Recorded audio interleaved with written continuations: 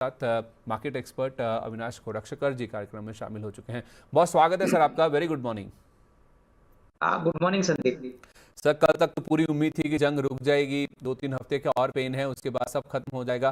Crude में हमने गिरावट भी देख ली थी, 100 के भी नीचे चला गया था। वापस देखिए ट्रम्प साहब ने जो बोला है सर, इसके क्या मायने हैं? आखिर ऐसा क्या हो गया कि ट्रम्प साहब ने पूरी तरह से अपनी जो बातचीत है उसको 360 डिग्री चेंज कर दिया? देखो संदीप, पहली बात तो ट्रम्प साहब अपना मूड हर दिन बदलते हैं और कल भी ऐसा लग रहा था। जब भी सेकंड हाफ का सेशन खत्म हो गया तभी ऊपरी लेवल से मार्केट करीबन 200 पॉइंट नीचे खुला। शुरुआत का सेशन जैसे आपने कहा बहुत ही स्ट्रांग था, लेकिन वो सस्टेन नहीं हो पाया। और दूसरी बात मुझे लगता है कि देखिए ये बात अभी मार्केट को पता चली कि ट्रम्प साहब ही न्यूज करते हैं। वो कभी पॉजिटिव बोलते हैं, कभी नेगेटिव बोलते हैं और उसके हिसाब से मार्केट चलता है। ये अभी बड़ी बात जिस बोली प्रकार आपने से सर। उन्होंने उनकी समरी दी है, जो आपने भी बताई, मेरे ख्याल से देखिए उन्होंने कोई भी पीस का रवैया सामने नहीं रखा है। उन्होंने क्लियरली कहा है कि 2-3 हफ्ते वॉर चलेगा, हो सकता है ज्यादा भी चल सकता है, लेकिन हम ईरान को पूरी तरह से नष्ट करेंगे। तो ये सब बातें मार्केट को डेफिनेटली पसंद नहीं आएगा।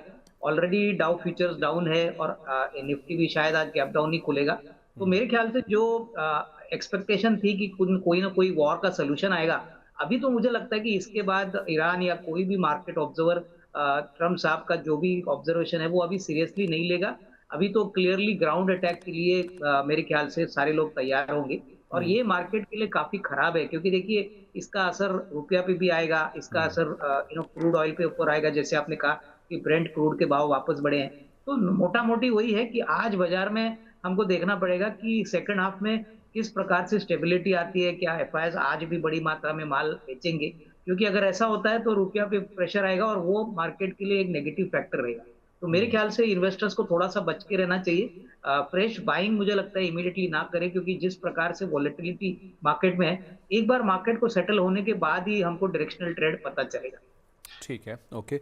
अब इसमें इंटरेस्टिंग ये है सर कि ठीक है, आपने कहा ट्रम्प साहब न्यूज़ बनाते हैं, ये अब हर कोई बोल रहा है कि ट्रम्प साहब कुछ दिन एक बात बोलते हैं, फिर दूसरे दिन दूसरी बात बोलते हैं और उसके हिसाब से अपनी पोजीशंस भी बनती हैं सर। ये तो अब जग जाहिर सी बात है कि पोजीशंस बनाई जा रही हैं इनके एसोसिएट्स की ओर से या इनसे जो भी इनके सहयोगी हैं उनकी ओर से।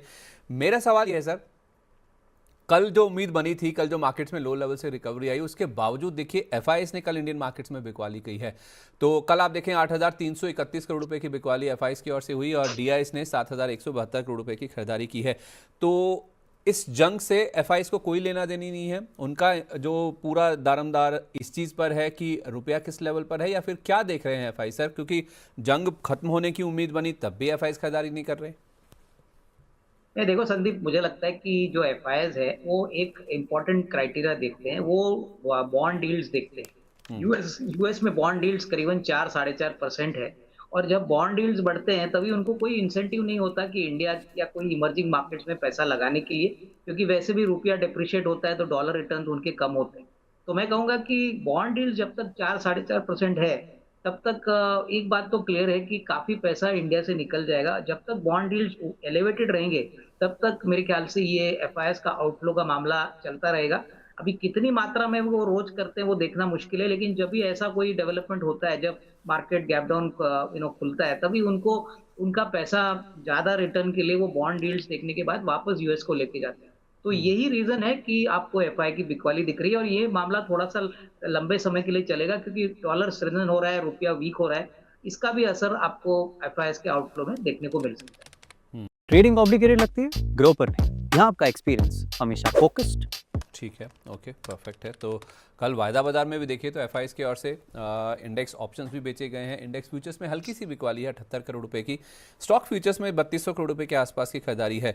तो जो भी होप बन रही है सर, जो बाइंग हो रही है उनकी ओर से, क्या वो स्टॉक फ्यूचर्स में पहले दिखेगी इंडेक्स के मुकाबले?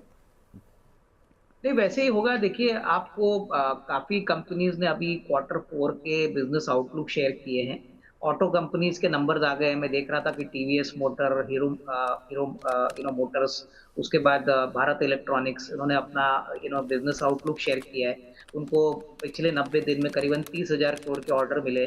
तो देखिए आपको ऐसे सारे स्टॉक्स में डेफिनेटली एक्शन देखने को मिलेगा और वही रीजन है कि आपको स्टॉक फ्यूचर्स में या स्पेसिफिक कैश स्टॉक्स में आज अच्छी मूवमेंट देखने को मिलेगी। हालांकि मार्केट में मूवमेंट ब्रॉडली नीचे ही रहेगी, but stock specific moves definitely आपको न्यूज़ के हिसाब से पॉजिटिव देखने को मिल सकता है। ठीक है, ओके।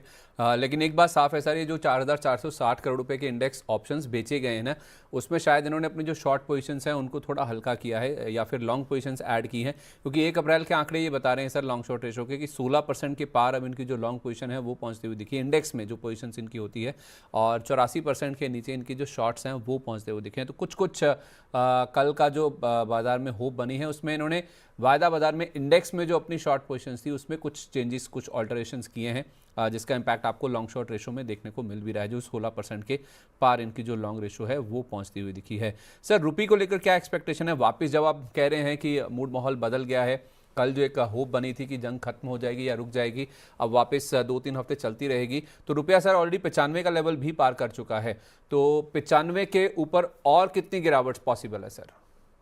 देखिए, जिस प्रकार से रुपया का डिप्रिसिएशन हो गया है, बहुत ही छोटे समय में बहुत भारी डिप्रिसिएशन हो चुका है और ये चलता रहेगा। मैं समझता हूँ कि कल का दिन एक अलग दिन था जब मार्केट्स को उम्मीद थी कि वॉर खत्म हो जाएगी, थोड़ा बहुत एफआईएस का भी सेलिंग कंट्रोल में आएगा, लेकिन अभी जिस प्रकार से नया डेवलपमेंट हो चुका है, लग तो रहा है कि 96 भी पॉसिबल है और मुझे लगता है कि अगर ये ऐसा होता है तो इसमें कोई सरप्राइज होना नहीं चाहिए, क्योंकि अगर आज का एफआई का नंबर काफी तगड़ा आता है तो जी। डेफिनेटली इसका इम्पैक्ट आपको रुपया पे देखने को मिलेगा। तो डेफिनेटली मॉर्निंग का एक्शन रुपया में आपको देखने को मिलेगा।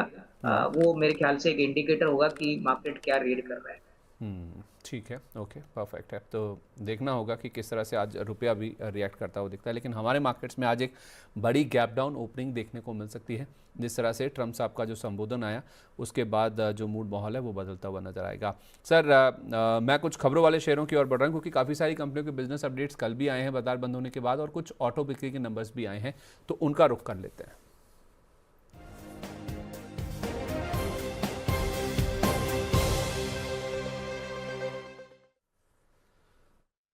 सबसे पहले हीरो मोटोकॉर्प सर, कल इनके नंबर्स आए हैं, सेल्स के नंबर्स आए हैं बाजार बंद होने के बाद। बाजार मान के चल रहा था सर कि 6 लाख यूनिट के आसपास का इनका सेल्स का नंबर रिपोर्ट होगा। 5,98,000 यूनिट आई है, 8.8% का जंप है, क्योंकि 5.5 लाख यूनिट इन्होंने पिछले साल इसी महीने में रिपोर्ट किए थे। जो स्कूटर सेल्स हैं उसमें हमने 53% का जंप देखा, मोटरसाइकिल बिक्री में 5% की जंप है, और एक्सपोर्ट्स की जो बिक्री है उसमें भी हमने 15.5% के आसपास की बढ़ोतरी यहाँ पर इस बार बनती हुई देखी है। Sir numbers in line with expectation है जो बाजार मान के चल रहा था। प्राइस से अगर जोड़ के देखें तो आज किस तरह का इंपैक्ट आप देखते हैं? नहीं, मुझे लगता है कि देखिए बाजार ये नंबर्स को पॉजिटिवली लेगा, क्योंकि चौथी तिमाही में तो वैसे भी कोई प्रॉब्लम नहीं है। जो भी प्रॉब्लम है पेट्रोल डीजल या जो भी इनपुट कॉस्ट का, वो आपको अप्रैल टू जून के क्वार्टर में देखने को मिलेगा। इस बिजनेस आउटलुक से थोड़ा बहुत पॉजिटिविटी आपको स्टॉक्स में जरूर देखने को मिल सकता है। बाद में तो देखिए जब ये कंपनीज के नतीजे Q4 के आएंगे, मैनेजमेंट कमेंट्री आएगी, वो ग्रोथ आउटलुक शेयर करेंगे, उसके बाद मेरे ख्याल से डायरेक्शनल ट्रेंड रहेगा। लेकिन ये न्यूज़ डेफिनेटली पॉजिटिव है, क्योंकि ये नंबर इन लाइन है, ऐसा कोई नेगेटिव सरप्राइज नहीं है। ठीक है, okay, in line with expectation है, कोई नेगेटिव सरप्राइज नहीं है, बाजार इसको हो सकता है पॉजिटिवली ले। फोर्स मोटर्स के नंबर्स भी आए हैं सर, जो मार्च महीने के नंबर्स हैं उसमें 14.5% का जंप इन्होंने सेल्स में रिपोर्ट किया है। 4,126 यूनिट है जो कि इस बार रिपोर्ट किए गए हैं। केवल जो एक्सपोर्ट वॉल्यूम्स है उसमें थोड़ी कमी आई है फोर्स मोटर्स के, जिस 22% का यहाँ पे ड्रॉप है। 94 यूनिट जो थे वो घटकर 73 यूनिट रह गए। तो अगर आप इन एक्सपोर्ट्स को शामिल कर भी लें तो जो टोटल सेल्स का नंबर है वो 13.5% के आसपास ऊपर है, एक्सपोर्ट्स को हटाकर करीब 14.5% का जंप है। तो उस लिहाज से सर अगर हम एक्सपोर्ट्स शामिल कर भी लें तो 4,199 यूनिट बनते हैं ये 3,700 यूनिट के मुकाबले। तो पिछली बार का जो एक्सपोर्ट का नंबर था वो हाई था, उस वजह से बेस आपको ऊंचा नज़र आएगा, जिस वजह से इस बार की जो एक्सपोर्ट्स को मिलाकर ग्रोथ है वो थोड़ी सी कम आती हुई दिखी है। सर जिस तरह का रनअप आ चुका है और रनअप के बाद करेक्शन भी स्टॉक दिखा चुका है, ये जो नंबर्स आए हैं सर इस बेसिस पर ये सस्टेन कर पाएगा इन लेवल्स पर? नहीं, मेरे ख्याल से थोड़ा सा डिसअपॉइंटिंग ट्रेंड है, लेकिन मैं कहूंगा कि देखिए थोड़ा सा मे बी मार्जिनली थोड़ा प्रेशर स्टॉक पे आ सकता है, क्योंकि उम्मीदें तो ज्यादा थी। इस उम्मीद के कंपैरिजन में नंबर्स थोड़े से कमजोर आए हैं, तो हो सकता है कि यहाँ पे ज्यादा से ज्यादा न्यूट्रल टू वीक वीक ऐसा थोड़ा सा ट्रेंड शायद आपको देखने को मिले। लेकिन यहाँ पे भी मैं कहूंगा कि देखिए मार्च के नंबर्स हो सकता है कि शायद थोड़े उम्मीद से कम है, लेकिन अगला साल इनके लिए काफ़ी अच्छा रहेगा। इनके पास ट्रैक्टर्स है, कमर्शियल व्हीकल्स है, हम्म। एलसीवीज़ है, तो मेरे ख्याल से मार्केट्स इमीडिएटली तो इसको कोई बड़ा पिटाई नहीं करेगा, मार्जिनली थोड़ा-सा वीक खुल सकता है। ओके, मार्जिनली वीक हो सकता है इन नंबर्स के दम पर। इसके साथ साथ सर वी मार्ट को भी देखिए, इनके Q4 के जो बिजनेस अपडेट्स आए हैं उसके हिसाब से इनका जो टोटल रेवेन्यू है उसमें 24% का जंप है, 971 करोड़ का नंबर आया 780 करोड़ के मुकाबले। सेम स्टोर सेल्स ग्रोथ, जिसे हम SSS ग्रोथ भी कहते हैं, वो 12% पर रिपोर्ट की गई है। और इस तिमाही में देखें तो इन्होंने 29 स्टोर्स नए खोले हैं और 6 स्टोर्स को बंद किया है। सर इन बिजनेस अपडेट्स के दम पर आज वी मार्ट में आप कैसा एक्शन देखते हैं? नहीं, वी-मार्ट में नंबर्स काफ़ी अच्छे हैं, इनफैक्ट काफ़ी स्ट्रॉन्ग है और मार्केट्स को डेफ़िनेटली ये नंबर्स पसंद आएँगे। देखिए, double digit single store growth आना बहुत बड़ी बात है और काफ़ी नए स्टोर्स भी इन्होंने खोले हैं, तो इसका भी असर आपको शायद अगले 1-2 क्वार्टर्स में बिज़नेस वॉल्यूम्स में देखने को मिलेगा। तो मेरे ख्याल से आज तो डेफ़िनेटली पॉज़िटिव खुलना चाहिए और हमारा मानना है कि Q4 भी काफ़ी स्ट्रॉन्ग आएगा, तो वो उम्मीद लेके डेफ़िनेटली स्टॉक एक अपटिक में दे रख देना चाहिए। ठीक है, ओके, परफेक्ट है। वी-मार्ट के अलावा सर और जो अपडेट्स आ रहे हैं उसमें कर्नाटका बैंक, इसको भी देखिए एक बार। इनके जो टोटल डिपॉजिट्स हैं Q4 में वो करीब 3.25% ग्रो किए हैं ईयर ऑन ईयर बेसिस पर। क्वार्टर ऑन क्वार्टर बेसिस पर भी देखें तो 4.5% का जंप है, 1,08,000 करोड़ रुपए पर नंबर पहुंच गया। ग्रॉस एडवांसेस देखेंगे तो 7% बढ़े हैं। कासा में 10% का जंप है ईयर ऑन ईयर, और आप क्वार्टर ऑन क्वार्टर देखेंगे तो 11.5% का जंप है। कासा रेशो में भी करीब 2% का यहाँ पे जंप हमने साल 10 साल बेसिस पर बनता हुआ देखा है, 33.65% पर नंबर आ गया। सर आज अगर गैप डाउन होता है तो क्या बैंकिंग स्टॉक्स कुछ रिस्पाइट दिखा सकते हैं? कर्नाटका बैंक के जिस तरह के नंबर्स आए हैं सर, ये थोड़ा सपोर्ट कर जाएंगे? नहीं, थोड़ा बहुत हो सकता है कि ये नंबर से थोड़ा बहुत फॉल थोड़ा कम हो कर्नाटका बैंक में। लेकिन देखिए, बैंकिंग बहुत ही हाई बीटा सेक्टर है। जभी भी कोई मार्केट में गैप डाउन होता है तब आप देखोगे कि बैंकों पे उसका पहला असर आता है, क्योंकि मार्केट ये सोचता है कि अगर वॉर ज़्यादा दिन चलता है तो इनपुट प्राइसेस बढ़ेंगे और ऐसे कारण में हो सकता है कि एसेट क्वालिटी का प्रेशर बढ़ सकता है। तो आज जैसे कल आपने देखा कि बैंकों में थोड़ी-सी अपटिक थी, आज वापस अक्रॉस द बोर्ड मुझे लगता है कि बैंकिंग में बिकवाली देखने को मिलेगी, क्योंकि बैंक निफ्टी भी बहुत इंपॉर्टेंट कंपोनेंट है मार्केट में। तो उस हिसाब से मुझे लगता है कि कर्नाटका बैंक में नंबर अच्छे आने के बावजूद इतना ज़्यादा भागेगा, ऐसा बिल्कुल लगता नहीं है। ठीक है, ओके। अच्छा, इंपॉर्टेंट ये भी है सर समझना कि ये जो कच्चे तेल में आज उछाल दिख रहा है, वापस 105-106 डॉलर पर आ गया।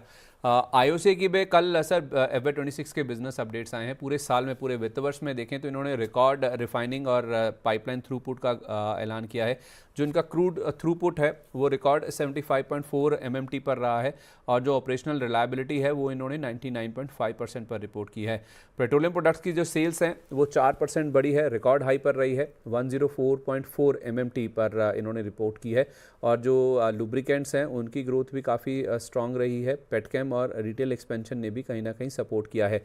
तो सर ओवरऑल देखा जाए तो इनके लिए पूरा वित्त वर्ष ही काफ़ी अच्छा रहा है, लेकिन ये जो क्रूड वाला चैलेंज इनके लिए उभर कर सामने आया है, कल का जो रिस्पाइट था आज फिर से गिरावट में बदल जाएगा। सर मुझे ये बताइए कि अगर कोई गिरावट होती है आज, तो लंबी अवधि वाले जो निवेशक हैं, क्या उनके लिए सही मौका है अभी, या फिर और करेक्शन होने दे वैल्यूएशन वाइज तो एंटर करें? नहीं, मेरे ख्याल से देखिए, अभी जिस प्रकार से क्रूड का प्राइस मोमेंटम है और जिस प्रकार से रुपया वीक हो रहा है, मुझे लगता है कोई जल्दबाजी नहीं करनी चाहिए। देखिए, ये क्वार्टर 4 का नंबर है, तो इसमें तो मार्केट को काफ़ी अनुमान था कि ऐसा कोई नेगेटिव तो फोर्थ क्वार्टर में आएगा नहीं। जो रियल प्रॉब्लम है, वो अप्रैल टू जून से होगा, क्योंकि अगर क्रूड की कीमतें बढ़ती है, मान के चलिए अगर क्रूड 130, $140 होता है, तो पहला जो हिट है वो मेरे ख्याल से ऑयल मार्केटिंग कंपनीज पे पड़ेगा, क्योंकि इनके लिए रॉ मटेरियल कॉस्ट बढ़ेगा और गवर्नमेंट भी डेफिनेटली कुछ ना कुछ करेगी, क्योंकि अभी तो पेट्रोल डीजल के भाव थोड़ा सा कंट्रोल में रखे हैं। बट डेफिनेटली मैं कहूंगा कि अभी फिलहाल मौका नहीं है, थोड़ा सा इंतजार करिए। हो सकता है कि क्रूड अगर ज्यादा बढ़ता है तो इसमें और थोड़ी गिरावट आपको oil marketing companies including IOC में देखने को मिल सकती है। तो मतलब थोड़ा सा वेट कर लें तीनों OMCs में खरीदारी करने के लिए? हाँ, बिल्कुल। ठीक है, ओके। तो जल्दबाजी नहीं करनी चाहिए OMCs के शेयरों में खरीदारी करने के लिए, क्योंकि एक तो क्रूड ऊपर है और दूसरा रुपया कमज़ोर हो रहा है, तो दोहरी मार है जो कि इन कंपनियों पर पड़ रही है। इसलिए खरीदारी करने के लिए आप जल्दबाजी मत कीजिए। कर्नाटका बैंक के अलावा सर साउथ इंडियन बैंक, इनके भी Q4 के जो अपडेट्स आए ना, सॉलिड अपडेट्स हैं सर। 15-15.5% इनके एडवांसेस ग्रो किए हैं। टोटल डिपॉजिट्स में भी 15% का जंप है। Kasa ratio sir year on year basis पर देखें तो 32% के पार पहुंच गया है, और कासा ओवरऑल जो देखा जाए इनके करंट अकाउंट सेविंग्स अकाउंट जो हैं उसमें 17.47% की बढ़त के साथ ये 39,621 करोड़ रुपए पर 21 करोड़ रुपए पर ये नंबर इनके कासा डिपॉजिट्स का आया है। तो साउथ इंडियन बैंक के नंबर्स बहुत अच्छे नज़र आ रहे हैं सर। नहीं, बिल्कुल देखिए नंबर्स काफ़ी अच्छे हैं और हो सकता है इन नंबर्स के कारण थोड़ा बहुत पॉजिटिविटी इस स्टॉक में देखने को मिले। लेकिन मैं यही कहूँगा कि देखिए बैंकिंग सेक्टर में एक डायनामिक रोल होता है। अगर मान के चलिए ये वॉर और 1 महीना या 2 महीना चलता है, तो कहीं न कहीं बैंकिंग सेक्टर के ऊपर उसका असर ज़रूर आएगा। ऑलरेडी हमने देखा है कि जिस प्रकार से अभी कॉर्पोरेट कैपेक्स है, मैं पढ़ रहा था कि कॉर्पोरेट कैपेक्स चौथे तिमाही में काफ़ी स्लो हो चुका है। तो इसका असर भी बैंक्स के ऊपर आ सकता है। तो मेरे ख्याल से डेफिनेटली जिनके पास है वो होल्ड करें। फ्रेश खरीदारी मेरे ख्याल से आपको मौके मिलेंगे। हो सकता है कि अच्छे नंबर्स आने के बाद भी ये स्टॉक इतना जल्दी ना भागे और आपको निचले लेवल पे ये स्टॉक मिले। तो थोड़ा-सा वेट एंड वॉच करिए क्योंकि ऐसे माहौल में मुझे नहीं लगता है कि पॉजिटिव न्यूज़ का भी असर कुछ अच्छा होगा स्टॉक्स के ऊपर। तो थोड़ा वेट एंड वॉच करना ही ठीक रहेगा। ठीक है, थोड़ा सा वेट एंड वॉच कीजिए, वो आपके लिए ज़्यादा बेटर रहेगा। नंबर्स हालांकि बहुत सॉलिड नज़र आ रहे हैं। इसके अलावा सर टीवीएस मोटर्स इनके भी FY26 का जो बिजनेस अपडेट है वो आया। कल हमने मारुति के नंबर्स देखे थे सर, हालांकि वो 4 व्हीलर है, 2 व्हीलर कंपनी है, लेकिन मारुति के नंबर्स भी बहुत सॉलिड थे सर। 24 लाख यूनिट्स पूरे साल में उन्होंने बेची, और इनके पूरे साल की अगर हम बात करें तो 58 लाख से ज़्यादा, ऑलमोस्ट 59 लाख यूनिट्स इन्होंने बेची हैं। 24% का जंप है टोटल सेल्स में। 2 व्हीलर सेल्स 23% ग्रो की हैं, और 3 व्हीलर सेल्स में 63% का जंप है। 2 लाख से ज़्यादा यूनिट इस बार इन्होंने बेची है 1.35 लाख के मुकाबले, और एक्सपोर्ट्स में भी 33% का जंप है इनके। 16 लाख यूनिट के आसपास की इस बार एक्सपोर्ट्स की बिक्री हुई है। सर टीवीएस मोटर में नंबर्स तो बहुत सॉलिड हैं, पूरा साल ही काफ़ी शानदार रहा है इनके लिए। इन लेवल्स के आसपास वैल्यूएशन कैसे अच्छे लग रहे हैं, और पूरा ऑटो पैक आपको कैसा लग रहा है? ये देखिए ऑटो पैक में मुझे लगता है कि टू व्हीलर सेक्टर में अच्छी तेजी आपको देखने को मिलेगी और मैं समझता हूँ कि आने वाला साल भी इनके लिए काफ़ी अच्छा रहेगा क्योंकि एक तो जीएसटी कटा है, जो रूरल डिमांड है वो भी अच्छी तरह से बढ़ रही है। तो कहीं न कहीं मुझे लगता है कि ये मोमेंटम आपको आने वाले साल में भी देखने को मिलेगा और देखिए जब क्रूड ऑयल के प्राइसेस बढ़ते हैं, तभी सबसे किफ़ायती जो व्हीकल होता है वो टू व्हीलर होता है, क्योंकि माइलेज ज़्यादा मिलता है। बट फोर व्हीलर में मुझे लगता है जैसे नंबर्स मारुति ने डिक्लेयर किए, महिंद्रा एंड महिंद्रा के भी नंबर्स अच्छे आए हैं। तो मुझे लगता है कि commercial vehicle, two wheeler as well as utility vehicle ये सारे सेगमेंट्स मोटा-मोटी अच्छा काम करेंगे। हालाँकि देखिए इस बार अशोक लेलैंड ने मार्च के नंबर्स थोड़े से डिसअपॉइंटिंग दिखाए, लेकिन 1 महीने के नंबर से हम पूरा ट्रेंड को बदल नहीं सकते। तो मैं अभी भी पॉज़िटिव हूँ। मुझे लगता है कि ओवरऑल ऑटो पैक में अगर गिरावट आती है, तो खरीदने के मौके बनेंगे। स्पेसिफिकली अगर आप महिंद्रा एंड महिंद्रा की बात करें, मुझे लगता है कि खरीदने का मौका है, अच्छा स्टॉक है और विजिबिलिटी काफ़ी अच्छी है और लार्ज कैप है, तो डेफिनिटली इसमें कैपिटल प्रोटेक्शन का भी कंफर्ट है। तो इस पूरे पैक में आपको M&M काफ़ी पसंद है, जहाँ तक 4 व्हीलर स्टॉक्स की बात है। इसके अलावा सर मेटल पैक से कल NMDC के जो मार्च महीने के अपडेट्स आए ना, उसके हिसाब से इनका जो टोटल आयरन और प्रोडक्शन है वो 51% जंप होकर आया। 5.5 मिलियन टन के आसपास के नंबर्स इन्होंने रिपोर्ट किए हैं, और टोटल सेल्स जो है उसमें 40% का जंप है। 5.90 मिलियन टन के नंबर्स इन्होंने रिपोर्ट किए हैं। सर मेटल पैक में अभी फिलहाल क्या करना चाहिए, जिस तरह का मूड माहौल है, जंग की स्थिति जो है उस हिसाब से, और आपके पसंदीदा शेयर इस पूरे पैक से? नहीं, मुझे लगता है कि देखिए मेटल पैक में एक डेफिनेटली ग्लोबली ओरिएंटेड सेक्टर है। तो यहाँ पे फेरस, नॉन फेरस मेटल जैसे टाटा स्टील पे हम काफ़ी पॉजिटिव है। वेदांता पे भी हमको लगता है कि अच्छा खासा रिस्क रिवॉर्ड बन सकता है, क्योंकि अभी मैनेजमेंट ने कहा है कि अप्रैल के महीने में वो फाइनल जो डीमर्जर है 5 कंपनियों में वो बढ़ जाएगा। तो यहाँ पे थोड़ा-सा डेफिनेटली पोज़ीशंस अगर है तो आप होल्ड करें। अगर गिरावट मिलती है तो खरीदने के मौके बनेंगे।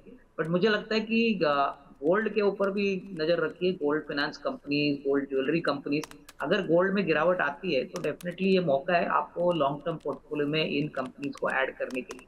मुझे लगता है कि चौथी तिमाही गोल्ड ज्वेलरी कंपनीज़ के लिए भी अच्छी होगी, गोल्ड फाइनेंस कंपनीज़ के लिए भी अच्छी होगी और होपफुली जब ये वॉर खत्म हो जाएगा, तभी वापस एक अच्छा बाउंस आपको गोल्ड में देखने को मिलेगा। तो ये भी एक अच्छा स्पेस है, जिनको लंबी अवधि के लिए पैसा लगाना है। ओके, ठीक है। तो गोल्ड फाइनेंसिंग कंपनी पर आप ध्यान दीजिए, यहाँ पर काफ़ी अच्छा मौका है पैसा लगाने के हिसाब से। इसके अलावा सर TMB यानी कि तमिलनाडु मर्केंटाइल बैंक, इनके भी जो Q4 के अपडेट्स आए हैं उसके हिसाब से जो टोटल बिजनेस है, बैंक ने बोला है कि 17.4% ग्रो किया है इस बार, 1.15 लाख करोड़ के आसपास के नंबर्स आए हैं। क्वार्टर ऑन क्वार्टर भी 7% से ज़्यादा का जंप है। एडवांसेस में 20% का ग्रोथ है। क्वार्टर ऑन क्वार्टर 5.25% के आसपास का जंप है। टोटल डिपॉजिट्स 15% के आसपास ग्रो किए हैं और क्वार्टर ऑन क्वार्टर बेसिस पर भी करीब 9% के आसपास की वृद्धि आपको नजर आएगी। कासा में अच्छा जंप है क्वार्टर ऑन क्वार्टर बेसिस पर भी और ईयर ऑन ईयर बेसिस पर तो 22.5% के आसपास की ग्रोथ है। तो सर बैंकों के नंबर्स तो ओवरऑल बहुत अच्छे लग रहे हैं। अब दिक्कत यही है कि जब गिरावट होगी तो ये बैंक का सपोर्ट दे पाएंगे नहीं दे पाएंगे, और कौन से बैंकों को आप ज़्यादा तवज्जो देंगे, मिड कैप निजी बैंक या फिर पीएसयू बैंक? नहीं, मुझे लगता है कि देखिए पीएसयू बैंक्स में जिस प्रकार से पिटाई हो गई है संदीप, मुझे लगता है कि सरकारी बैंक्स में आपको मौके अच्छे मिलेंगे। जैसे कि स्टेट बैंक ऑफ इंडिया है, बैंक ऑफ बड़ौदा है, कैनरा बैंक है। मुझे लगता है कि वैल्यूएशन में इनको डेफिनेटली इंक्लूड करना चाहिए, क्योंकि देखिए अभी तो वॉर का माहौल है, रुपया वीक है, थोड़ी बहुत वॉलेटिलिटी है, बट मुझे लगता है कि ये सारे बैंक्स ने अपनी बैलेंस शीट काफी अच्छी तरह से क्लीन की है। प्राइवेट में हम अभी भी कहेंगे कि बड़े बैंक जैसे आईसीआईसीआई बैंक है, उसके बाद छोटे बैंक में फेडरल बैंक है। ऐसे बैंकों पे फोकस करिए जहाँ पे बुक साइज काफी बड़ा है, और मोस्ट इम्पोर्टेंटली ये स्टेबिलिटी आगे दिखा सकते हैं। इसमें मैं कहूंगा कि सरकारी बैंक्स में एक छोटा बैंक है, बैंक ऑफ महाराष्ट्र, उसके ऊपर भी नजर रखिए, क्योंकि ऑलमोस्ट 50% का कासा है, एसेट क्वालिटी भी ठीक ठाक है। तो आपको थोड़ा सा सिलेक्टिव होकर काम करना पड़ेगा और लंबा नजरिया लेके काम करिए, क्योंकि शॉर्ट टर्म में हो सकता है कि अच्छे नंबर्स या अच्छे बिजनेस आउटलुक शेयर करने के बाद भी बैंकों के शेयर में इमीडिएटली आपको तेजी देखने को ना मिले। तो आप कह रहे हैं कि सर पीएसयू बैंकों में बैंक ऑफ महाराष्ट्र यानी कि मिड कैप बैंक्स आपको ज़्यादा पसंद है एज कम्पेयर टू जो दिग्गज हैं, bank of Baroda, SBI, Bob जैसे, या फिर इंडियन बैंक जैसे, या फिर यूनियन बैंक जैसे? नहीं, बिल्कुल देखिए, मेरे ख्याल से जो अपॉर्चुनिटी है वो मिड कैप पीएसयू बैंक्स में ज़्यादा है, लेकिन फिर भी मैं कहूँगा कि कोई भी इन्वेस्टर होगा उसको थोड़ा-सा अपना एक बास्केट क्रिएट करना चाहिए। एक ही बैंक के ऊपर पैसा ना लगाइए, 3-4 बैंकों में थोड़ा-थोड़ा पैसा बाँट के पोर्टफोलियो को डाइवर्सिफ़ाई करिए, क्योंकि ऐसे समय पे एक स्टॉक के ऊपर या एक बैंक के ऊपर एक्सपोज़र लेना थोड़ा रिस्की भी हो सकता है। तो 3-4 बैंक्स का एक कॉम्बिनेशन बनाइए और डेफ़िनेटली थोड़ा लंबा अवधि के लिए सोचिए, कम से कम 6-12 महीने के लिए, क्योंकि ऐसा नहीं है कि ये वॉर कंटिन्यूअसली चलता रहेगा। जब भी ये वॉर खत्म हो जाएगा, तभी बाउंस बैक भी इन शेयरों में काफ़ी जल्दी आने की पॉसिबिलिटी है। तो कम से कम 6 से 12 महीने का आप नज़रिए रखिए जब आप बैंकों में पैसा लगा रहे हैं। तो निजी बैंकों में आपने कहा आईसीआईसीआई बैंक और फेडरल बैंक आपको पसंद है, और पीएसयू बैंकों में आप मिड कैप पीएसयू बैंकों पर अगर फोकस करें, जिसमें बैंक ऑफ महाराष्ट्र और 2-3 नाम आप शामिल कर सकते हैं, इनमें अगर आप पैसा लगाएंगे तो आपके पैसा बनने की गुंजाइश काफ़ी ज़्यादा है, बशर्ते आप 6 से 12 महीने का नज़रिया लेके चलते हैं। तो जंग में अगर कोई सुधार होता है या फिर जंग रुकती है तो इन बैंकों में भी काफ़ी अच्छा आपको पैसा बनता हुआ नज़र आ सकता है। टेलीकॉम पैक की बात करें सर, तो कल फरवरी महीने के जो ट्राई के डेटा आए हैं आपने भी देखे होंगे। फरवरी में भारत में कुल 64 लाख नए मोबाइल ग्राहक, नए मोबाइल यूज़र्स जुड़े हैं। जनवरी में 67 लाख यूज़र्स के मुकाबले सर ये जो नंबर है वो थोड़ा सा नीचे आता हुआ देखा, 64 लाख पर आ गया। एयरटेल ने 44 लाख के मुकाबले 48.6 लाख सब्सक्राइबर जोड़े हैं, जबकि जियो ने देखें तो अभी भी रन रेट जारी है जोड़ने का, हालांकि एयरटेल के मुकाबले नीचे है, पीछे है ये। 16.2 लाख नए सब्सक्राइबर इन्होंने भी जोड़े हैं। इसमें वोडाफोन, मैं बीएसएनएल की बात भी करता हूं। भारतीय एयरटेल पे मुझे आपका व्यू जानना था, क्योंकि भारतीय एयरटेल में अच्छा खासा करेक्शन हो चुका है। भारतीय एयरटेल में सर 2 चीज़ें हुई हैं। पहला ये, जब इन्होंने अपनी एनबीएफसी सब्सिडरी में पैसा लगाने की बात की थी 20,000 करोड़ रुपये का, उस समय शेयर में काफ़ी अच्छा करेक्शन आया था, और अभी भी आप देखिए भारतीय एयरटेल एज वी स्पीक 1800 के नीचे ही आपको ट्रेड करता हुआ नजर आएगा। कल भी देखिए बाजार मजबूत था, ये स्टॉक ऑलमोस्ट फ्लैट बंद होता हुआ नजर आया था। तो 2 दिन पहले इन्होंने सर बोला है कि इनकी जो वो डेटा वाली सब्सिडरी है नेक्स्ट्रा, उसमें ये $1 बिलियन के आसपास का निवेश कर रहे हैं। तो उसके बाद भी कोई उत्साह नहीं देखने को मिला है। तो कल की जो फ्लैट क्लोजिंग थी सर मजबूत बाजार में, क्या ये दर्शा रहा है कि इन्होंने अब जो नेक्स्ट्रा में भी निवेश किया है उसको लेकर भी बाजार खुश नहीं है? नहीं, मेरे ख्याल से देखो, अभी अभी इन्वेस्ट किया है, तो मैं समझता हूँ कि मार्केट थोड़ा सा समय लेगा टू समझने के लिए कि ये इन्वेस्टमेंट किस तरह से बिजनेस को आगे बढ़ाएगा। तो मेरे ख्याल से ये इन्वेस्टमेंट फेज है संदीप, तो डेफिनेटली स्टॉक में जो कंसोलिडेशन दिख रहा है वो एक नेचुरल बात है।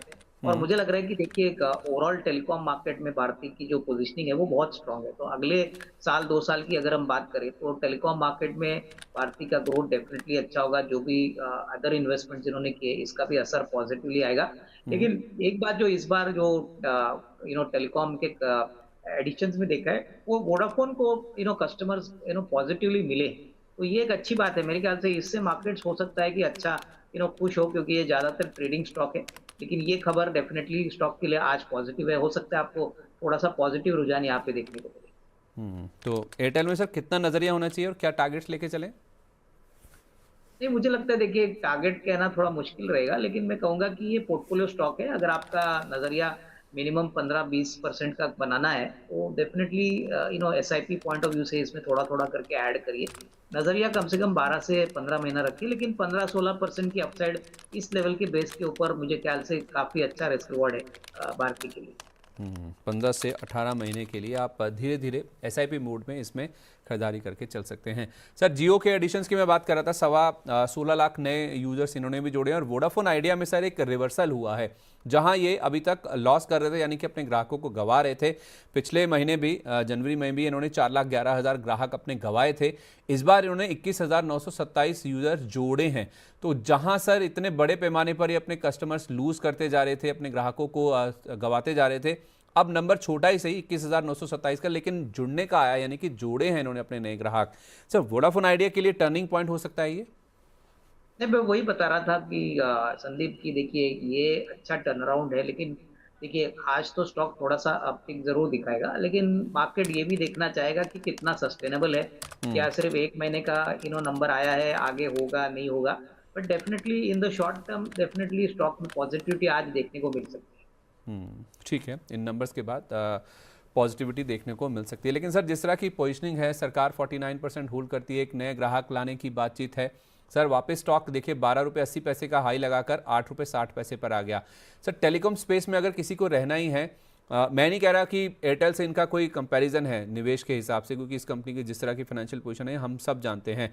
लेकिन अगर किसी को टेलीकॉम में रहना है सर, तो अगर किसी को 100 रुपये लगाने मान लीजिए टेलीकॉम में, तो उसमें से आप 5, 10, 15, 20 रुपये वोडाफोन में जा सकते हैं। नहीं, देखिए वो हाई रिस्क ट्रेड होगा। मैं कहूंगा कि जिनके पास पैसा गंवाने की कैपेसिटी है वो 20 रुपया वोडाफोन में लगाए, क्योंकि देखिए ये हिट एंड रन वाला मामला है। अगर पैसा बन गया तो बन गया, अगर नहीं बना तो पूरा कैपिटल जीरो हो सकता है।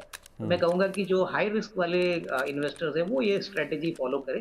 अदरवाइज मुझे लगता है कि देखिए टेलीकॉम सेक्टर में भारती सबसे बेहतरीन है। हालांकि देखिए अभी स्टॉक ऑलरेडी भाग चुका है, वैल्यूएशन भी सस्ता नहीं है, बट अगले 1.5-2 साल के लिए पैसा अच्छा बनेगा। और जिनको मेरे ख्याल से हाई रिस्क ट्रेड लेना है वो वोडाफोन में ले सकते हैं। लेकिन एक बात क्लियर है कि देखिए यहाँ पे पूरा कैपिटल भी साफ हो सकता है। हालांकि गवर्नमेंट ने कहा है कि ये कंपनी बंद नहीं होगी, बट डेफिनेटली रिस्क रिवॉर्ड के पॉइंट ऑफ व्यू से ये ज्यादातर अभी एक स्पेकुलेटिव स्टॉक बना है। तो अधिक जोखिम लेने वाले ही इसमें पैसा लगाएं। बिल्कुल। ओके, ठीक है।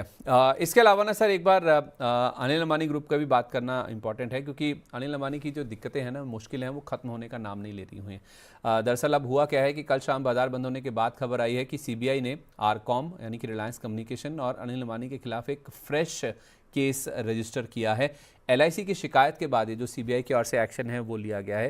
दरअसल एलआईसी ने एक आरोप लगाया है कि आरकॉम और अनिल अंबानी की ओर से जो कुछ एक्टिविटीज़ हुई हैं उस वजह से कुछ इनको 3,750 करोड़ रुपए का नुकसान हुआ है, रॉन्गफुल लॉस हुआ है उनकी वजह से।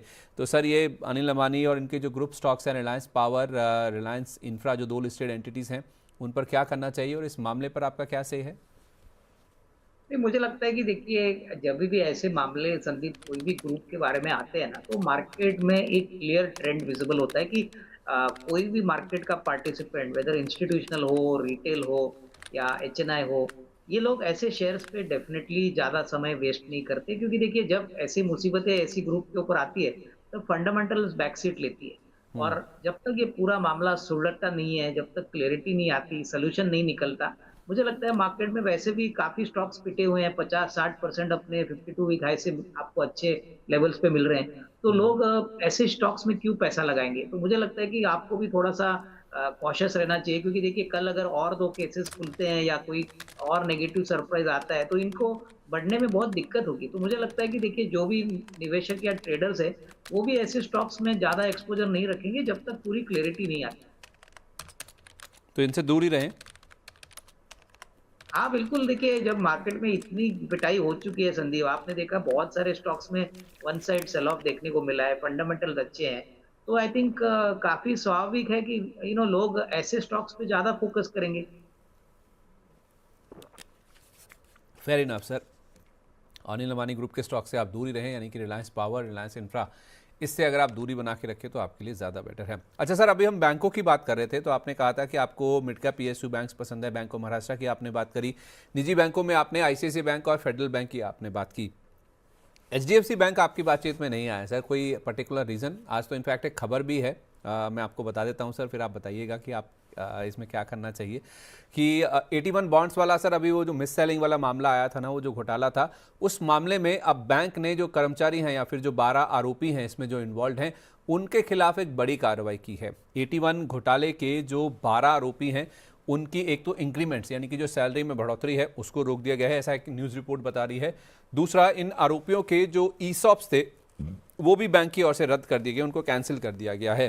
अब इन कर्मचारियों के ऊपर जो NRI ग्राहक हैं इनके, उनको गलत तरीके से 81 बॉन्ड्स बेचने का आरोप है।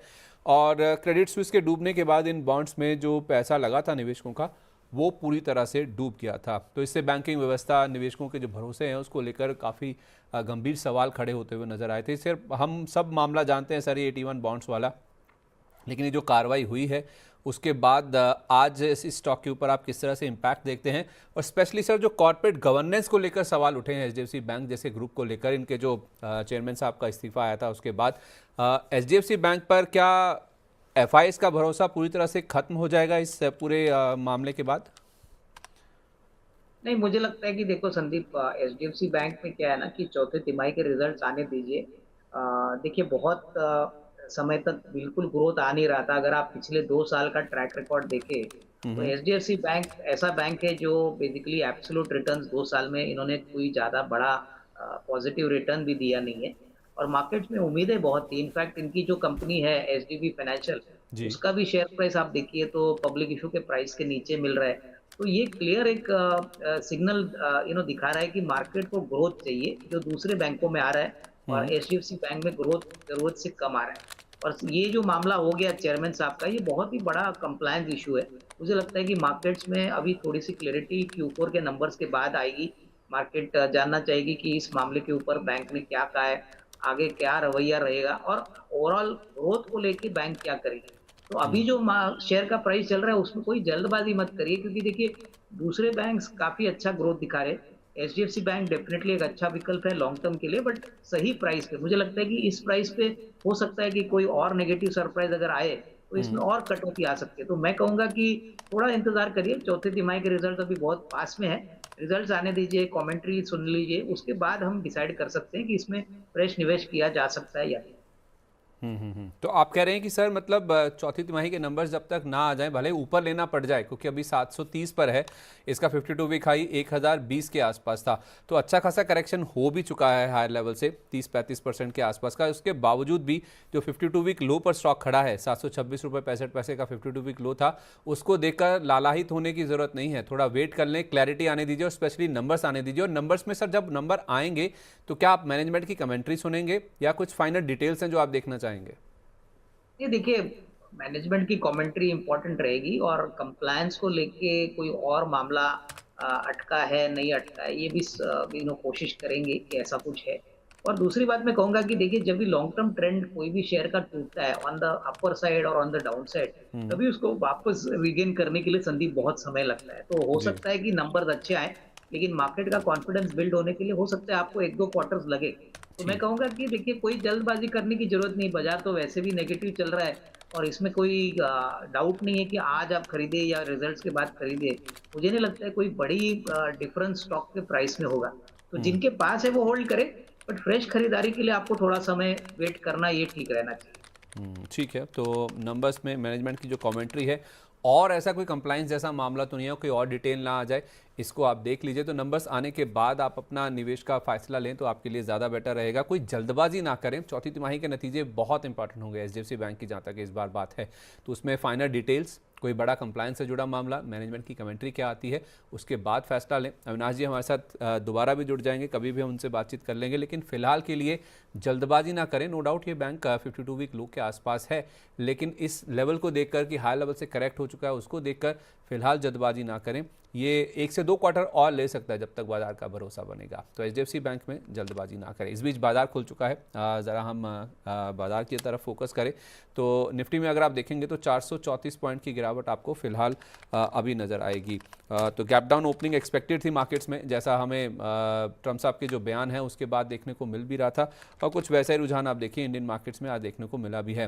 निफ्टी में आप देखिए 22,383 के लेवल पर हम खुले हैं, 22,400 के नीचे, और उसके बाद हमने 22,209 का एक लो भी टच किया है। 22,239 के आसपास, 46 के आसपास आप देखिए अभी आपको कारोबार होता हुआ नजर आया। तो जहां हम खुले थे, जितना गैप डाउन खुले थे, उसके बाद और बाजार में जो गिरावट है वो हमने बनती हुई देखी। 22,680 मोटा मोटी राउंड ऑफ करके आपको बता रहा हूँ, 22,680 के आसपास का हमारा लेवल था जहां पर हम कल बंद हुए थे, और 22,380 के आसपास हम खुले, यानी कि हम 300 पॉइंट नीचे खुले, और उसके बाद हमने करीब 170 पॉइंट और फॉल देखा, यानी कि कुल मिलाकर 470 पॉइंट के आसपास की गिरावट हमने बनती हुई देखी आज इंडियन मार्केट्स में, जहां तक निफ्टी की बात है।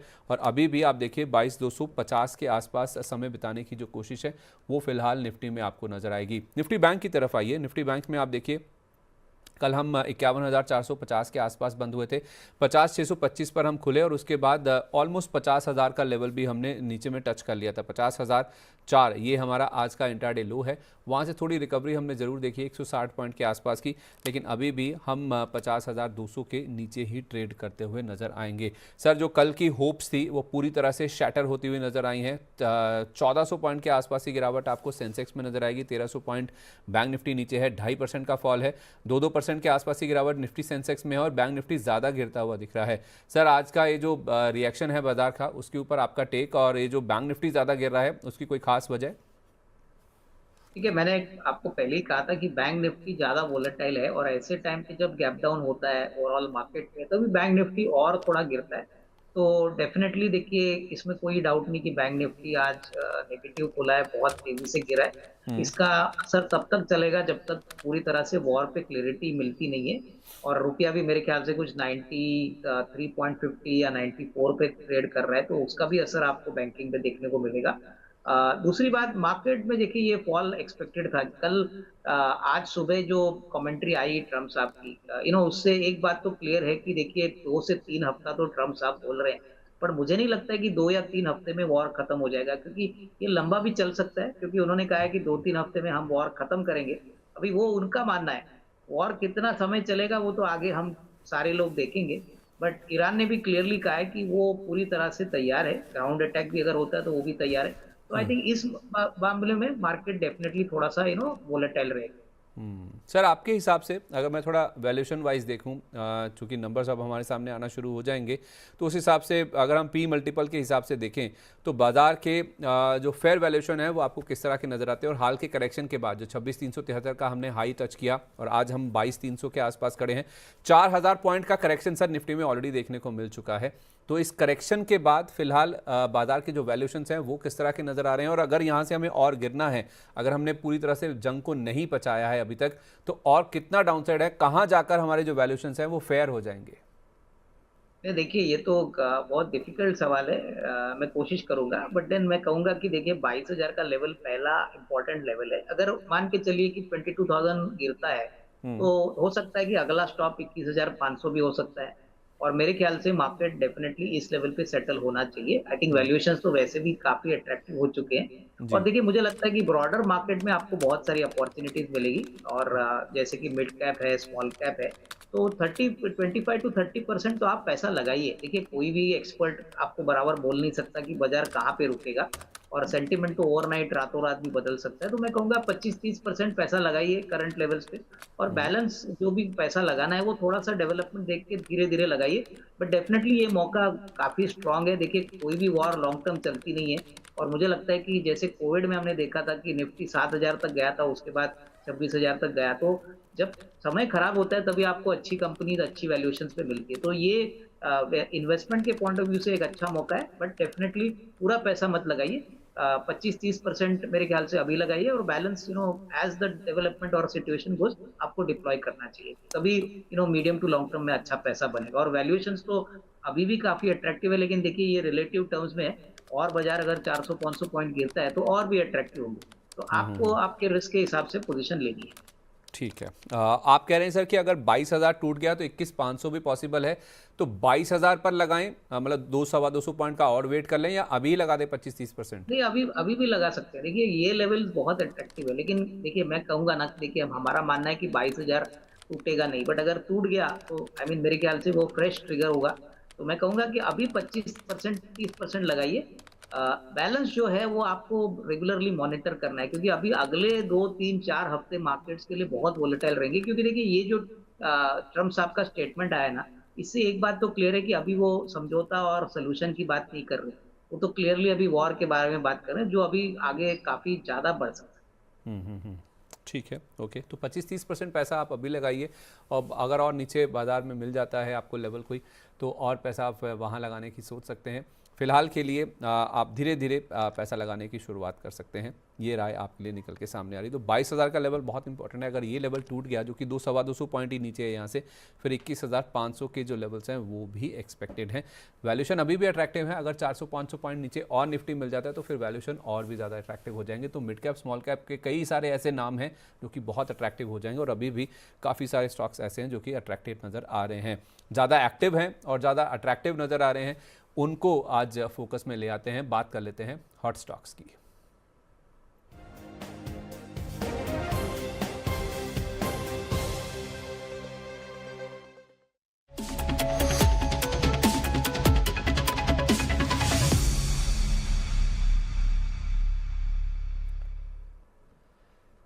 सबसे पहले सर मुझे एक आप डिफेंस स्टॉक्स पर आपकी राय दीजिए। कल हमने देखा था सर जो बिजनेस अपडेट्स आए थे ना, स्पेशली जीआरएसई के, बीईएल के, उसके बाद हमने 20% तक का मूव भी जीआरएसई में बनता हुआ देख लिया था। आज देखिए जंग जारी रहेगी, उसके बावजूद डिफेंस स्टॉक्स में हम गिरावट देख रहे हैं। स्पेशली जीआरएसई सबसे ज़्यादा करेक्ट हो रहा है, 5-5.5% के आसपास का फॉल है। सर ओवरऑल डिफेंस स्टॉक्स जिनके पास हैं और जो फ्रेश खरीदना चाहते हैं, करेक्शन जिन्होंने देखा था उसके बाद, अभी डिफेंस स्टॉक्स पर आपका क्या व्यू है? ये मुझे लगता है कि देखिए डिफेंस कंपनीज में अगर आपका नजरिया कम से कम साल 1.5 साल का है तो डेफिनेटली कोई भी गिरावट में आपको खरीदना चाहिए। देखिए ऐसे माहौल में डिफेंस कंपनी सबसे बेस्ट पोजीशन है, क्योंकि ऑर्डर बुक अच्छी है, ये डोमेस्टिक फेसिंग है, इनको कोई लेना देना नहीं है क्रूड ऑयल से। तो मुझे लगता है कि ये काफी वेल पोजीशनड है। बट उन्हीं इन्वेस्टर्स के लिए जो अभी मीडियम टू लॉन्ग टर्म निवेश करना चाहते हैं, देखिए अगर आपको गार्डन रीच या मझगांव डॉक या भारत इलेक्ट्रॉनिक्स निचले भाव पे मिलते हैं तो यहाँ पे एसआईपी करिए, क्योंकि ऐसे बिजनेसेस लॉन्ग टर्म में अच्छा अल्फा जनरेट करने की कैपेसिटी रखते हैं, और खराब समय में ऐसे स्टॉक्स आपको अच्छा पैसा बना के देंगे। लेकिन शॉर्ट टर्म ट्रेडर्स इसमें अवॉइड करें, क्योंकि शॉर्ट टर्म में हो सकता है कि भाव गिरे, but medium to long term के लिए अगर नजरिया साल 1.5 साल का है तो थोड़ा थोड़ा निवेश जरूर बनता है। तो आपने कहा जीआरएसई, मझगांव डॉक और बीईएल, 3 नाम आपने बताए। हाँ बिल्कुल, इनफैक्ट आप एचएएल को भी देख सकते हैं। हाँ, मेरे मैं ख्याल से जो इनफैक्ट players हैं, मैं वही सर आपसे पूछना ही चाह रहा था, इसीलिए मैंने पूछा कि एचएएल इस लिस्ट में शामिल नहीं है, क्योंकि अच्छा खासा करेक्शन उसमें भी हो चुका है। हाँ तो वही है। देखिए अभी क्या है कि सारे डिफेंस स्टॉक्स जो 2 3 साल पहले की अगर आप प्राइसेस देखें तो बहुत ज्यादा बड़े हैं। तो अभी जो अल्फा बनेगा वो मेरे ख्याल से कंपाउंडिंग इफेक्ट होगा। देखिए नॉर्मली हम अल्फा जब कहते हैं जब शेयर 3 4 5 गुना बढ़ता है, कंपाउंडिंग का मतलब है कम से कम 15-20% की अपसाइड तो आप कंफर्टेबली अगले 12 से 15 महीने में एक्सपेक्ट कर सकते हो, जब सारा मामला सुलटता है, सोल्यूशन निकलता है। तो उस पॉइंट ऑफ व्यू से ये अच्छे पोर्टफोलियो कैंडिडेट्स है। ठीक है। तो सर आप कह रहे हैं कि ये 4 स्टॉक्स हैं जो कि आपको काफ़ी अच्छे लगते हैं, इनमें आप कह रहे हैं गिरावट पर निवेश करें, या ये करें कि अभी लें और थोड़ा थोड़ा धीरे धीरे जैसे जैसे गिरते जाएं और लेते जाएं? थोड़ा एसआईपी से भी आप कर सकते हो। देखिए अगर बाजार अच्छा। में आज मौके मिलते हैं, आज निचले लेवल पे आपको स्टॉक मिलता है, तो आपको मे बी 10% 15% जो भी आपके पास कैपिटल है वो आप जी। स्लोली स्लोली डिप्लॉय करिए, क्योंकि ये बहुत डिफिकल्ट है कि एक्चुअली पिन पॉइंट करना कि वो नीचे कितना जाएगा, ठीक है। मार्केट कितना नीचे आएगा, ये फेयर इनफ कहना सर। मुश्किल है। तो आई थिंक ठीक है। दिस इज बेटर, 15-20% आप डिप्लॉय करके बैठ जाइए, और थोड़ा नीचे गिर गया तो और ले लीजिए। ठीक है। सर ये जो 4 नाम आपने बताए हैं ना, एक ही सवाल और डिफेंस स्टॉक पे, आपने सारे नाम पीएसयू बताए हैं सर, सरकारी डिफेंस कंपनी बताई, इसमें आपने कोई भी निजी नाम नहीं लिया, चाहे वो डेटा पैटर्न्स हो, चाहे वो एमटा टेक हो, चाहे वो पारस डिफेंस हो, या फिर और बहुत सारी अच्छी अच्छी कंपनियां हैं सर इसमें। तो क्या कोई रीज़न है कि आप निजी स्टॉक्स पर फोकस नहीं कर रहे हैं, या फिर पैसा ज़्यादा पीएसयू स्टॉक्स में बनेगा क्योंकि करेक्शन इनमें ज़्यादा हुआ है? नहीं, मुझे लगता है कि देखिए सरकारी जो पीएसयूज है उनको तो मेरे ख्याल से बहुत ज्यादा बेनिफिट मिलेगा, क्योंकि आपको भी पता है कि गवर्नमेंट का जो भी डिफेंस का रिक्वायरमेंट है वो पहले पीएसयूज को प्रायोरिटी देगी। तो मुझे लगता है कि खराब बाजार में आपको पहला प्रायोरिटी तो सरकारी पीएसयूज रखना है, उसके बाद हम्म। मौके मिलेंगे। ऐसा नहीं कि प्राइवेट सेक्टर में प्लेयर्स नहीं है, जैसे बड़े प्लेयर्स में एल&टी है, पारस डिफेंस है, हम्म। डेटा पैटर्न्स है, बट मुझे लगता है कि वहां पे थोड़ा इंतजार करिए, वहां पे वैल्यूएशंस थोड़े से मुझे लगता है फेयर टू एक्सपेंसिव है, तो थोड़ा निचले लेवल पे मिलते हैं तो देन हम कंसिडर करेंगे। अभी फिलहाल तो पीएसयू में ही हमारा फोकस होना चाहिए।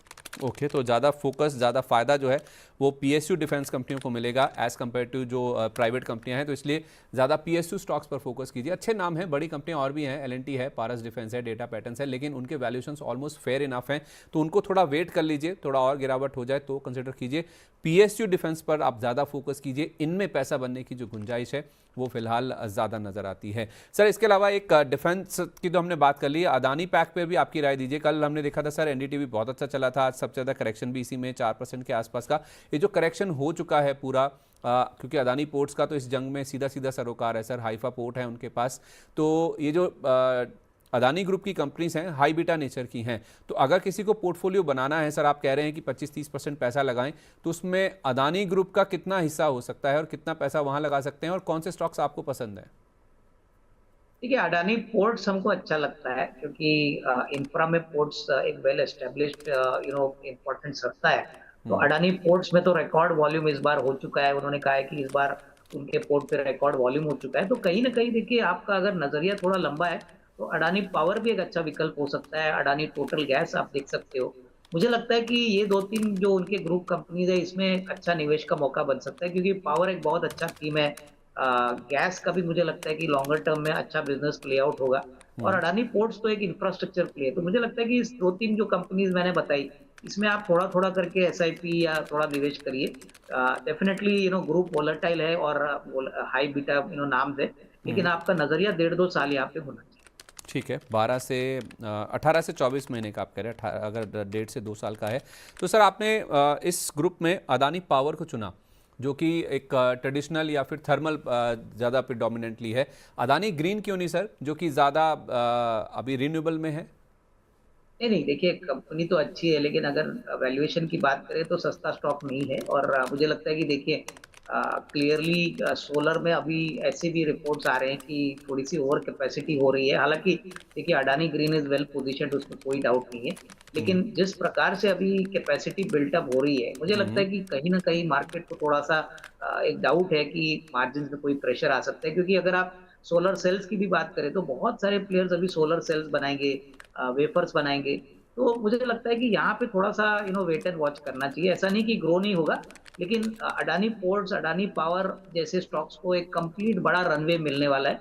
अगर इंडिया ग्रो करता है और पावर की तो डिमांड अभी बहुत ज्यादा बढ़ने वाली है अगले 3-5 साल के लिए, तो उस पॉइंट ऑफ व्यू से I think relatively Adani port और अडानी पावर लुक बेटर। तो ऐसा नहीं कि हम्म। अडानी ग्रिड में अच्छा इन्वेस्टमेंट चॉइस नहीं है। जिनको यहाँ पे पोजीशन लेनी है वो ले सकते हैं, but priority wise Adani ports, Adani power मुझे लगता है सबसे अच्छे लग रहे हैं। मतलब ज़्यादा अपसाइड की गुंजाइश आप कह रहे हैं कि अदानी ग्रीन के मुकाबले अदानी पोर्ट्स और अदानी पावर में दिखती है, उनके वैल्यूएशन भी ठीक ठाक है as compared to Adani green. हाँ, वैल्यूएशंस तो ठीक ठाक है। देखिए वैल्यूएशंस तो अडानी कंपनीज के ऑलरेडी फेयर टू एक्सपेंसिव होते हैं, हम्म। लेकिन ग्रोथ रनवे मुझे लगता है अगले 2-3 साल की अगर हम बात करें तो पावर और पोर्ट्स ये दो ऐसे एरियाज है जहाँ पे मैक्सिमम ग्रोथ आपको देखने को मिल सकता है। हम्म। ठीक है, तो इन पर आप ज़्यादा फोकस कीजिए, यहाँ पर ज़्यादा अपसाइड भी आएगी और ज़्यादा फ़ायदा भी आपको इन्हीं स्टॉक्स में अगर आप पैसा लगाएंगे तो वो देखने को मिल सकता है। इसके अलावा अगर आप कुछ और स्टॉक्स की बात करें सर, एक मुझे रिलायंस पे भी आपसे राय चाहिए थी। रिलायंस में क्या है ना सर, आज बाजार गिरा तो ये भी 1.5% के आसपास नीचे आ गया, वापस 1350 के आसपास का लेवल इसमें देखने को मिल रहा है। तो सर रिलायंस में जो जियो वाला आईपीओ आ रहा है, जियो के आईपीओ का जो वैल्यू अनलॉकिंग है पूरी, उसको अगर किसी को बनाना है तो क्या रिलायंस इन लेवल्स पे काफ़ी अच्छा है या और नीचे आने का वेट करें?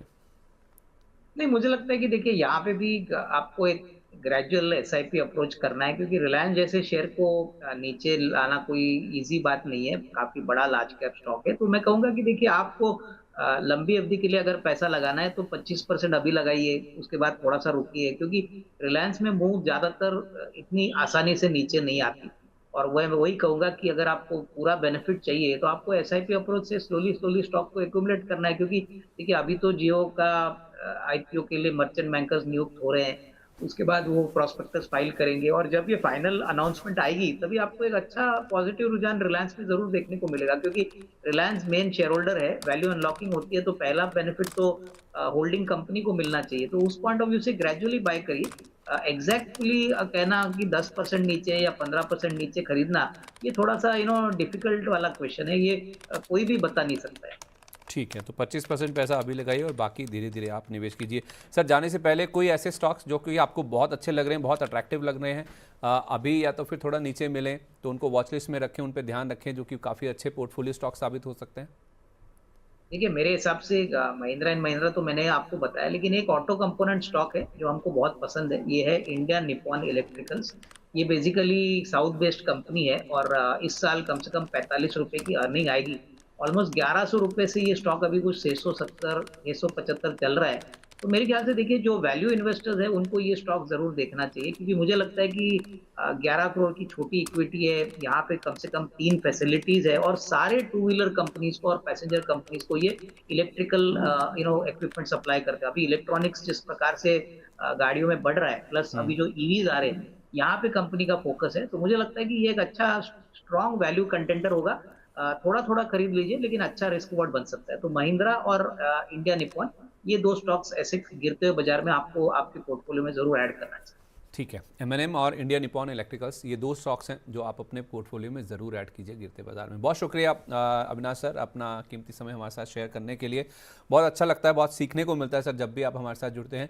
जिन भी स्टॉक्स को लेकर बातचीत हुई, चर्चा हुई है सर, उनमें कोई डिस्क्लेमर? नहीं, जो भी स्टॉक्स हमने आपको शो के टाइम बताए, हो सकता है हमारे क्लाइंटों को भी हमने वही स्टॉक्स बताए। पर्सनली मेरी कोई पोजीशन इन स्टॉक्स में नहीं। चलिए, बहुत शुक्रिया आपका sir, thank you so much and wish you a very good day sir.